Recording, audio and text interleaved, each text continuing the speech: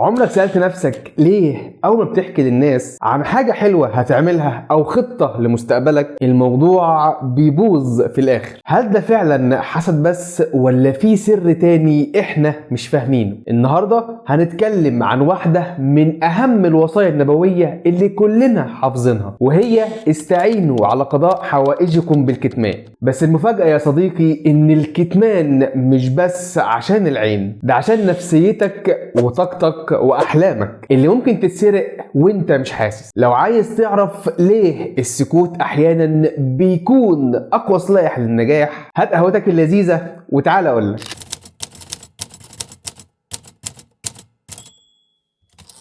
كتير مننا فاهم ان الهدف الوحيد للكتمان هو تجنب العين والحسد، لكن الحقيقة ان الموضوع اعمق بكتير. اول سبب للكتمان حماية نفسك من الفشل علنا قدام الناس. لما بتعلن عن حلمك قدام الناس سقف التوقعات بيعلى، ولما ما تعرفش تحقق غير جزء بسيط بس هتحس بفشل مضاعف لانك فشلت قدام الناس، وده ألمه اصعب بكتير من انك تفشل من غير ما حد يعرف عنك حاجة. تاني سبب للكتمان حماية أحلامك من السرقة. أحلامك ممكن تتسرق، مش بس الفكرة، لأ الشغف كمان. في ناس طاقتها سلبية ومجرد كلمة إحباط منهم ممكن تقتل حلمك وهو لسه جنين. تالت سبب للكتمان تجنب فخ الكلام بدل الفعل. لما بنقعد نتكلم كتير عن أحلامنا ومشاريعنا عقلنا بيبدأ يتخيل إننا وصلنا فعلا، فبنهدر طاقتنا في الكلام بدل الفعل. بنتخيل في لحظة من اللحظات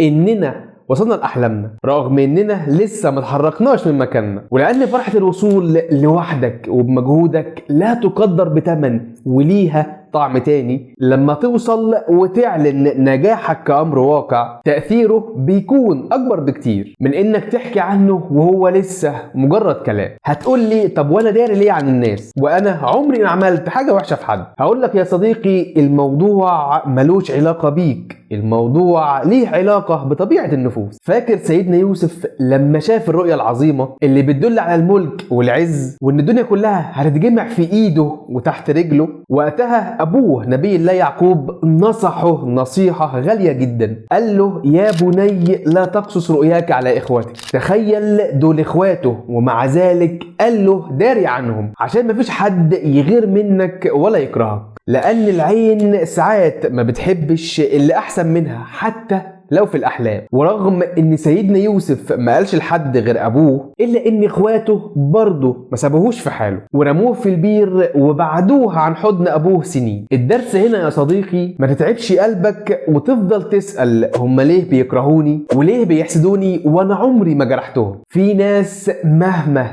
دريت عنهم سعادتك هيغيروا منك، وفي ناس تانية لو رميت كل خيرتك في حجرهم مش هيتمنوا لك غير الخير، لأن المحبة من عند ربنا سبحانه وتعالى ولغزها ملوش حل. مهم جدا يا صديقي إننا نتأقلم مع فكرة إننا بشر هنتحب وهنتكره عادي جدا، وما تتعبش قلبك بمين سابك ومين باعك ومين حسدك ومين قلب أصله معاك. عيش بطبيعتك وما تحاولش تراضي الكل، لأنك لو عشت على هواهم هتتخنق وتفقد حريتك. سيدنا علي بن أبي طالب لخص حال الناس معاك في مقولة عظيمة جدا، قال لنا قوم لو أسقيناهم العسل المصفى ما ازدادوا فينا إلا بغضا، ولنا قوم لو قطعناهم إربا ما ازدادوا فينا إلا حبا. الكتمان وسيلة لحماية خطواتك مش وسيلة للعزلة عن الناس. اشتغل في صمت وخلي نجاحك هو اللي يعمل ضجة، وما تقلقش من اللي سابك واللي قلب أصله معاك. المهم إنك تكون حقيقي مع نفسك وأحلامك. في النهاية استعينوا بالكتمان عشان تحافظوا على بركة البدايات وتحموا طاقتكم من الاستنزاف في الكلام الكتير. داري على شمعتك لحد ما تقيد وتنور للكل. ولو عجبك الفيديو شاركنا في الكومنتات هل جربت قبل كده انك تحكي عن حاجة وباظت؟ وما تنساش تعمل لايك وتشترك في القناة لو لسه ما اشتركتش. شارك الفيديو مع معارفك واصحابك تعالوا يستفيدوا، واشوفك في فيديو جديد. سلام.